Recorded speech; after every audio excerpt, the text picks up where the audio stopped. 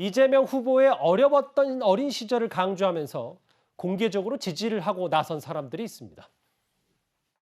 이재명처럼 돈도 없고 백도 없고 줄도 없는 사람이 한국 사회에서 대선 후보까지 가는 사람은 극히 드물어요. 그러니까 지금부터는 당신들이 좀 도와줘야 돼. 이재명 후보가 겪고 있는 이런 어려움은 이재명 후보가 서울법대를 안 나왔기 때문에, 민주당의 주류가 아니기 때문에, 혼자서 아무의 도움 없이 왔기 때문에 이런 사람은 여러분이 도와줘야 된다. 그런 취지여서 그 내용이 막 너무 동의가 돼서요. 김어준 씨의 저 발언을 어제 만나봤고, 오늘은 최민희 전 의원이 이재명 후보가 서울대 법대 안 나와서 어려움을 겪었다, 주류가 아니다라는 표현을 썼거든요. 글쎄요, 제가 이 두 분의 발언을 논평할 가치가 있는지 솔직히 모르겠습니다.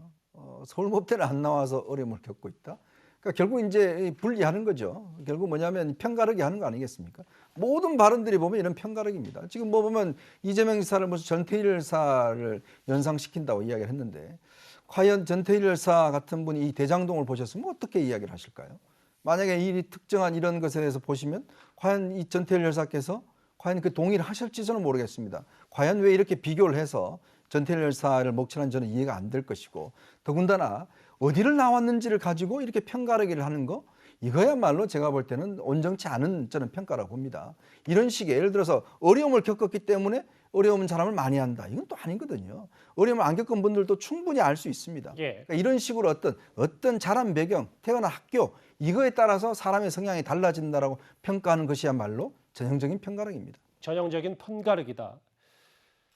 어제 TV 토론 중에서도 국민의힘 대선 주자들은 이재명 후보가 강조하는 흑수저를 비판하고 나섰습니다. 흑수저니 뭐 이런 얘기를 하는데, 사람이 자랄 때 조금 부모가 어려워서 좀 어렵게 클 수 있습니다만은 벌써 20대 초반에 사법시험에 합격해서 80년대 아니겠습니까? 그러면 벌써 우리나라에 거의 금수저로 오릅니다. 그 시절은. 흑수저로서의 정신이 끝까지, 그리고 자기하고 같은 입장에 있었던 사람을 정말 끝까지 보호하고 아끼는 마음이 있다면 절대로 이런 대장동 같은 일은 생길 수가 없습니다. 이미 특권층에 편입이 된 사람입니다. 이재명 지사는 전 국민이 알다시피 저 품행 제로입니다. 그래서 그건 도덕성 문제를 거론을 안 할 수가 없겠죠. 여권의 최민희 전 의원은 서울대 법대 안 나온 비주류다라고 했는데, 실제로 어제 TV 토론에서 야당 대선 후보들은 거의 특권층에 편입이 됐다, 이렇게까지 표현을 했어요.